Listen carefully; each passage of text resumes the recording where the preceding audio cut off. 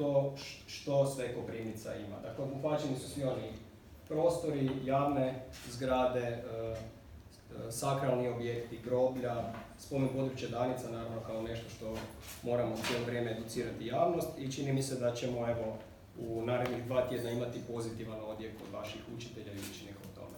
Hvala svima koji su sudjelovali na ovome, prvenstveno naravno gradu i pročelnici Mlinarić koja je objeručki prihvatila jedan ovakav način suradnje.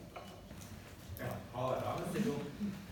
Za sam kraj ja bih još samo dodao da su ispred vas svete bilježnice koje će naše učenike dočekati u ponedjeljak na školskim klupama. Također za prvačiće su osigurane... Može, evo, se opet nije. Hvala.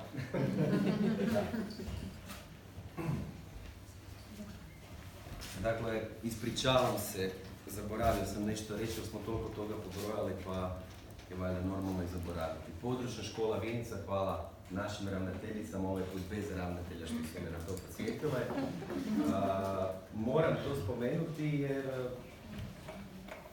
je tema zaokupila javni prostor unazad nekih mjesec, dva.